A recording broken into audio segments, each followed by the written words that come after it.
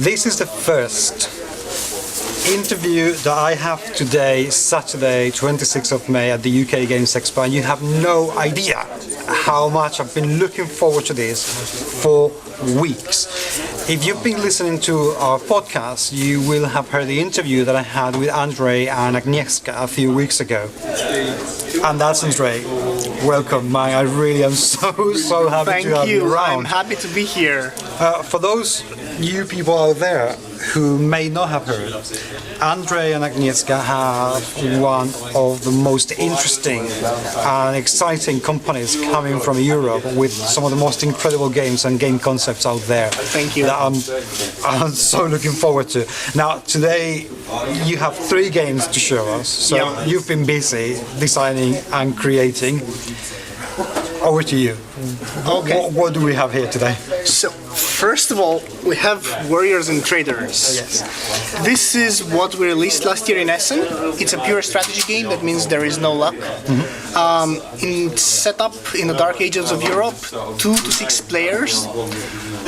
It's a fairly complex game, it's a gamer's game. It has beautiful graphics. You get to play on Western Europe or Eastern Europe. Right. You get to learn a game in about 3 hours and play in about 2.5 hours. You get to research, you get to fight, you get to trade, you get to negotiate with other people. And I'm gonna leave the rest as a surprise because you will do a full video of the game with unboxing and everything, so I do not want to go through the same thing over again. Yes. No, we will be doing all that. The only thing that I would say to the viewers out there, look forward for this game because it really combines very nicely Euro mechanics and war game mechanics. And awesome. It's a game that is already in the stores. Yes, so you can go and get it, and seriously, you should. And now I'm going to talk about what we are preparing for, well, the next 6 to 10 months. Okay, go for it. I'm going to start with the card game. Okay. So we have a game called Wild Fun West, which is a family game for 4 to 8 people. Right. So you get to play in a lot of people, you get to have fun. So, this game is simple. It takes 5 minutes to learn. Okay. It goes like this. People are in the Wild West and they assume some character. So you can be, well, you can be Buffalo Bill if you want to be a bad guy. You can be White Earp if you want to be a good guy. Or you can be, well, I'm supposed to have, Billy the Kid. All right. Well, you get to choose a character. Yep. And then you get to start employing some professions which will provide you with an income. So you can be a cattle baron. Yes.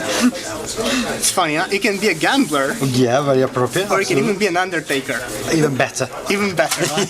So this is how it works. You get to employ these professions. This profession will provide you an income for you and for the people on your left. Right. There are also some special properties. Each profession comes with 3 or 4 special properties banning other professions from the game. You get to take income from the bank, dollars. With the dollars, you start bidding on buildings. Everybody has a secret objective card. So let's say that you have this one. So people are building the town of Frisco in the old American West. So it goes like this. You want to build 4 out of these 6 buildings. Okay. Well, I will want to build 4 out of these 6 buildings. Okay. So every turn we get to build, we get to have like 3 buildings put out on the open for everybody to bid on. Yep. So train station, saloon, and hotel. If you look, I'm gonna go for the hotel. Yep, I can also go for the saloon. Yep. I'm quite lucky. Well, if instead of train station you had courthouse, you see on your card a courthouse. So you would have to go for the courthouse, I would go for one of the other 2. So there is a bidding war all the time. Okay. The first player who gets to have in play 4 out of his 6 buildings wins the game. Right. So this is the professions to get income. You use the income to bid on buildings and also to get new professions. Understood. That's the whole mechanic of the game. Well, it's a little bit more to it.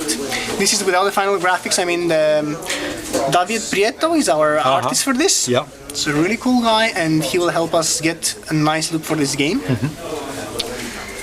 It's supposed to be simple, it's supposed to be for families, it's supposed to be quite fast and a lot of fun to play. While we were testing, we were really laughing out loud. Oh, okay, that sounds pretty good. So this is World Fun West. Yes. This is Very due in promising. Essen 2012, and it will. We are planning to do either a Kickstarter or Indiegogo project on this, just to be able to finance some of the costs. When is that going to come out, the project? Well, as soon as we have the final graphics, we will announce it. Most likely, I would say around September. Okay. Excellent. And now the big game Yes. of the morning. I was going to say of the evening, but it's of the morning. This is called Exodus Proxima Centauri. Right. It's it's a 4X game. It's a full civilization empire building game. It's supposed to be epic. It has a giant amount of components, but don't get scared. Okay. So, the players, the game has a theme. So, what happened is that Earth here, around 2300, there is a full-scale nuclear war. There are a few factions, human factions, that leave Earth, and they're trying to fly out to find a new home. Right. Somewhere on the way, they're found by these superior civilizations. They assume they're the Centaurians. Right. And they take them to a full new system and set each faction on one planet. So you can get 2 to 6 players. So Right. what happens there is that these guys are controlling the humans. And at some point they're just leaving. They don't say why, but they're just leaving. So what happens, they give humans the full control of this small universe, which is so much more powerful than what they had on Earth. Right. So what do you do in the game? Well, first you have planets. You start from your home planet.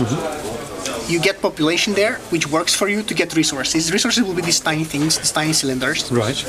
You get 3 types of resources, so you get to do a resource management. Here there is already a special thing. So in most games you just get the resources. Here you also get to pay tax. I've been accused of being a communist. That's not about being a communist. And trust me, I know all about it. This is about letting the players who are less experienced to have a small chance of catching up, of not being excluded from the game. Right, okay. I don't believe in player elimination. This is why every turn on your home planet, no matter what happens of the rest of the game, you get 2 population. With these 2 population, you can pretty much start over at any point in the game.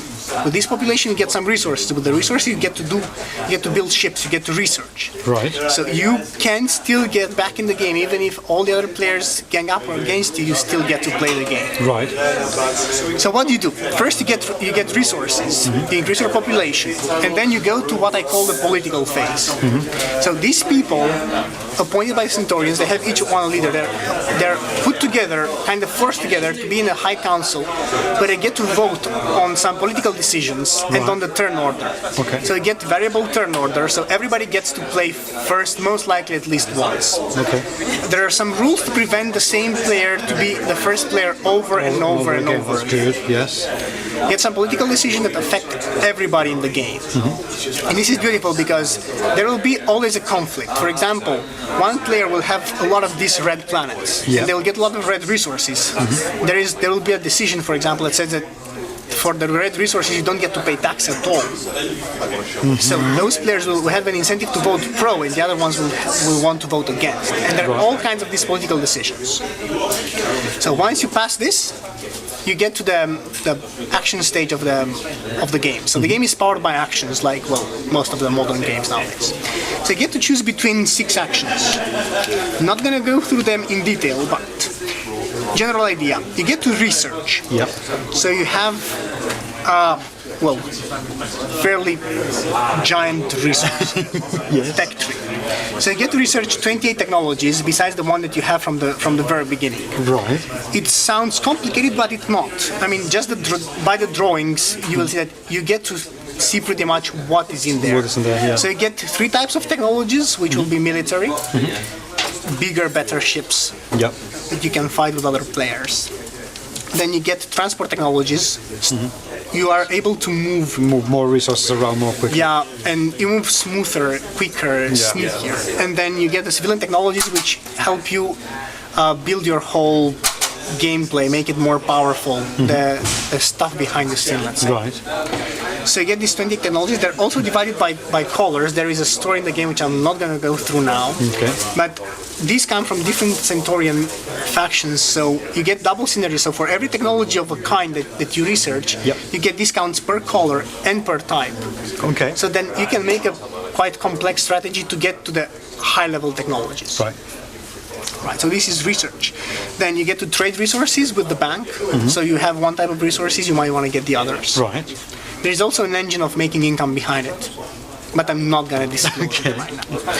Then the other thing that happens is that the resources on the planets get depleted. I mean, it's like in real life. You take the stuff out of the ground, but that is not there. It's finite. It's not infinite. Yes. So they get depleted, and in about 4 or 5 turns out of the 7 of the game, you might not have resources on most planets. So you get an action called mining, which allows you to look for new resources and put back resources on planets. It's another thing that I consider kind of innovative in the game, because you get to see how it happens in real life. I mean, okay, a country has that much of these resources. Yep.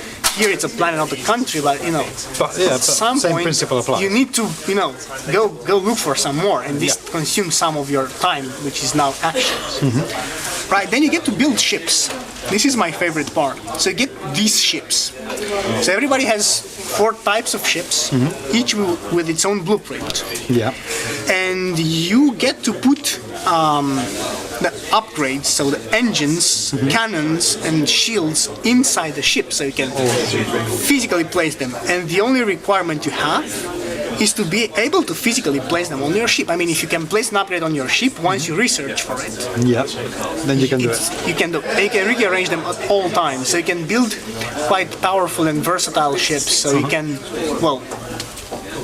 beat up the other players. And there's also some common enemies on the map. They're called the Centuri and the Resistance. So these guys are living, but not all of them. And every time you fight one of these guys, you reveal a card. And besides what you see what you fight and what is your gain if you win, you also get some clues of who are these guys. There are not a lot of clues, but if you know how to read them, there are some clues. So this is the ships. I mean, you can build as many ships as you can afford per turn. Right. You will put them, and then you'll start moving them around.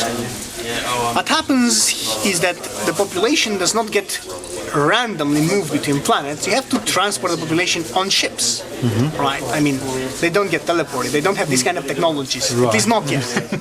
Right. So you get to put the... That's the expansion. Teleporting expansion. I'm gonna think about it. And then you get to put these small population cubes on your ships, and you get to transport them by ships from one planet to another. Right. What happens if somebody attacks your ship while you have population on it? Guess what happens to your population? Yeah. Good chance they'll be all dead. So you don't want to transport population in weak ships And or in slow ones. all of this is just, prototype number, I'm gonna say 9. Blimey, okay. These are 99% like the final ships, except that these are hand-painted by Agnieszka and I. Well, the final ones will not be hand-painted, will be just, Would be as plastic injection, but this is how the final ships will look like. I personally, the moment I saw them, I loved them. So who did the design for these? I can't tell you that right now. Okay, because they are really original. They're absolutely adorable. I can tell you this much, that the guys who are doing the design for this game are the same guys that did this beautiful box for Warriors and Traders. Okay. And now they promise that it will look even better. Okay. Well, if it looks just as good as Warriors and Traders, I'll be happy. I'll be happy, because there is a lot of stuff. Oh, this is just lovely. They are so lovely.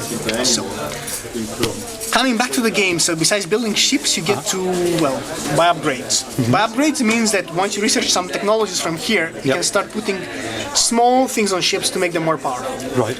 I'm not going to show them to you right now. Okay. First of all, to make people curious, and second of all, because, the graphic is just me playing around in PowerPoint. No, that's fair. They don't really look that awesome, and compared to the ships, they're like, No, that's fair enough. And we need something to look forward to. Promise they will look good. So then, there's another part that I like about this game. But of course I like it, I mean, it's mine. There is a separate stage when you get to move the ships around. So what happens in normal games, you take the ship, you move it here, then the next player gets to move the ships. Well, this is not what happens in real life. I mean, if you get on your ship and go that way, you don't wait for your opponent to come and have a fight there. So what happens, you use these movement tokens. So on all the planets, you have directions. Right. So this is direction 5. Should align them nicely. Oh, okay, yes, I can see. So, say you want to move this ship from here in direction number 5 would be that way. So let's turn this around. Let's assume that 5 is that way. So you will secretly place this like this. Right. Everybody does the same thing. So you put a set of these movement tokens on all your ships. Okay. Right. So then, once everybody finished, you reveal them. Guess what? You have simultaneous decision for movement, so you won't know where the opponents are moving. So you move here. And the green player, say he has a more powerful drive and he can move 2. He also moves in this direction and he's here. Well, now you have a big fight. The fight is to the death. There is no retreating, there is no running around. And you made your decision, you chose where you wanted to go. So you start rolling dice. There will be dice for each player, so each player will hold his own set of dice. Yeah. There will be only 5 of them because the game is way too heavy already. Right, yeah, that's very And you get to roll, and you get to roll until one of you dies. So the more cool stuff you have on your ship, the better cannons and the better shields you have on your ship, the more chances it is that you will be the winner of the fight. Okay. You win the fight, you get points. And I'm gonna talk to you about victory points. Yes, please. So, victory points, you get them from pretty much everything that you do in the game. Right. So, you get victory points for destroying other people's ships. Right. Obviously. You get points for colonizing this world. So for space domination, at the end of the game, you will have ships spread around. For each planet, each space surrounding a planet, where each hex you have ships, you will get points. For each planet where there is population, you will either get points or split points. So if these two guys are both here, they will split the points 50-50. Okay. You will also get points for political titles. So there you will spread every turn you will bid for this turn order markers, which will be from 1 to 6. Well, the first guy is the chancellor and the second guy is the vice chancellor. These two titles come with victory points at the end of the game. So there is the victory point track, and for everything that you do, you start counting victory points. Right. The beautiful part is that the game is balanced enough so you can get victory points for everything, and you won't know until the very end. I mean, the last 2 turns might change the course of the whole thing. For example, just controlling this center hex, the one that contains the High Council where all the players are. So whoever asserts domination on this High Council gets more victory points at the end of the game. So overall, it's a game where you have to be the most developed empire, the one who asserts domination, and the way you see yourself, the future emperor of the human empire, is by getting the most amount of victory points. And there is, I mean, the thing that strikes me about this game is that there are no niceties in the game. You are there for the win. Yeah. You are there for the win. It's cool that you get to negotiate. I mean, imagine like we're in a war and we get to negotiate with each other for a political decision which might help both of us, or none of us, or just some of us.